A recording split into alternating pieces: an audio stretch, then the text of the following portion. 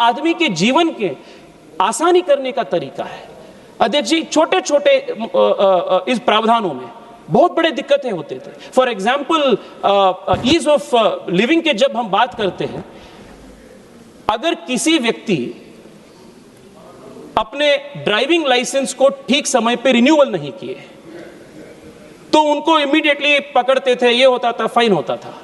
हमने इस प्रावधान के अंदर 1 साल के उनको एक एडिशनल प्रोविजन दे रहे, for 1 entire year before the expiry of his term he can apply for driving license and get it done, and upon expiry for 1 month 30 full days he will have a grace period where the driving license will be valid and he can use it. ऐसे छोटे छोटे प्रावधान, there are hundreds of such provisions अध्यक्ष जी, that is going to enhance the ease of living of the people.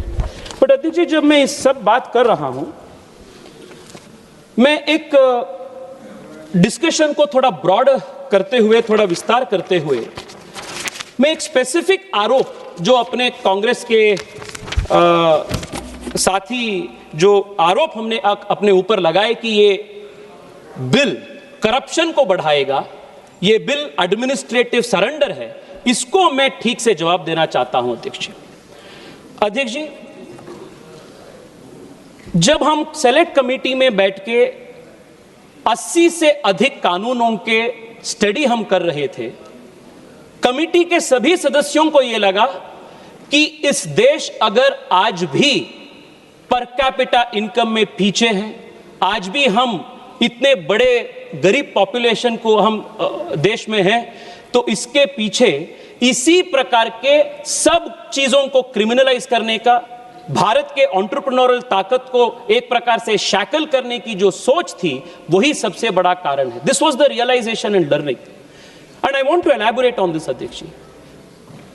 There are 26,134 provisions, 36,134 provisions under which a person doing business in India can be jailed.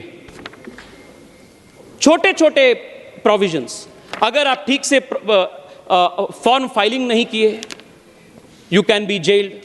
आपके दुकान के white washing ठीक से नहीं किए, you can be gelled. Factories में ठीक प्रकार के स्पिटून नहीं लगाए, यू कैन बी जेल्ड। जहां जहां आप फाइन के इस्तेमाल कर सकते थे, वार्निंग का इस्तेमाल कर सकते थे, you started creating a paranoia, fear of imprisonment among the people who were doing business in India. And this literally crippled the country's economy and the country's entrepreneurial spirit. Adhyaksh ji, how did this 26,000 provisions, more than 69,000 compliances for business, how did this come about? ये ऐसा नहीं है कि एक ही दिन में ये शुरू हो गया. It is not that one day one government made this. This was a colonial legacy. We inherited this system from the British, and this cage that the Congress party inherited in 1950s from the British, they tightened it further, and what was a maze was converted into a complex labyrinth of complex regulations. I'll give you an example, Adhyaksh. In 1987, 1950s, after the First World War, first War of Indian Independence, after the East India Company came into picture, they introduced multiple legislations that were designed to keep Indian businesses small, to keep Indian businesses dependent and always afraid of prosecution. The purpose, Adhyaksh, I'll conclude in 10 minutes, I have been given 30 minutes time. That was the purpose of the colonial economic policy, to make India a market for British goods and to not empower or strengthen India to manufacture its own goods. This was the design of the economic policy. We got freed politically in 1947. The natural expectation was that pursuant to political freedom, we will also have economic freedom. But the Congress party, and especially the first Prime Minister Nehru, chose a socialist, Nehruvian socialist policy that crippled the industry further and tightened the control of the state over the country's economy. The cage the British had built, the Congress made it larger and it locked it more tightly. Not that this was not opposed. In 1959, Chakravarti Rajgopalachari, who was called the conscience keeper of the of Mahatma Gandhi, he opposed this command control nature of the Indian economy, and he launched the Swatantra Party only to promote free market enterprise. His advice was not heeded to. So for almost 70 years, which started with Pandit Nehru, which was carried forward by Indira Gandhi, the socialist license quota permit Raj became stronger and stronger in such a manner that it became overarching, it became the mainstay of how the country's economy was run. And this created two very important hindrances and cultural changes in the Indian economy. The first one was that it created an economy of scarcity, and it also made corruption the mainstream. Because if you criminalize even procedural errors, and if you put in place a system where license has to be taken for everything, to start a factory, to expand capacity, to import, to export, and also despite all of this, if you succeed, if you were given a 97% tax, then you are opening the doors for creating a black economy. You are incentivizing people to break the law. You are incentivizing people to become corrupt. So this was the system that in the last 40, 50 years we saw successively being done. That is how 26,000 plus provisions came about, which had the power of prosecution, launching criminal prosecution for even minor offenses. Now, Adhyakji, you will be surprised to know that at the peak of the license quota permit Raj, there were 29 central labor legislations, 100 state level legislations. A factory had to maintain 6 separate attendance registries, 10 different accounts for overtime wages, 5 types of records to maintain annual returns.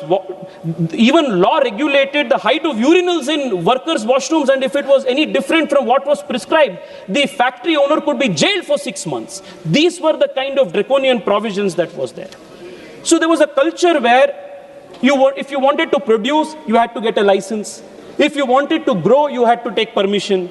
And if you succeeded, if you earned something, the government would come and take 97% of the earning by imposing the highest penalty and income tax. This was the mainstay of how the country was run. And these are not numbers and statistics. There are stories, there are anecdotes that top Indian business leaders have now commented that are in public domain. I want to quote only two, Adhyakji, which is so ridiculous today looking back at how the country was governed. We all today speak highly of Infosys and Narayan Murthy ji. Today, Infosys has a market capitalization of 5 lakh crore rupees. It is employing more than 3.5 lakh people. When Infosys was started and Narayan Murthy ji had to import one computer, he had to make a trip to Delhi 40 to 50 times for importing one computer. He records this pain, and because he could not afford flight tickets then, he would take train journeys, 40, 50 train journeys across 2 days, 3 days just to import one computer. This was how enterprise was shackled. There is another anecdote, Adhyakji, of K.V. Ramani, one of the co-founders of NASSCOM. The RBI had given him permission to travel on a business trip, 2 nights in Frankfurt and 1 night in Paris. His meeting in Paris got rescheduled and he arrived there a night early. He concluded his business, came back to India. The first thing that he encountered was a notice from RBI asking him, why did you spend 2 nights in Paris, 1 night in Amsterdam when we had given you permission for the opposite? This is how our entrepreneurs were attacked. This is how they were curtailed.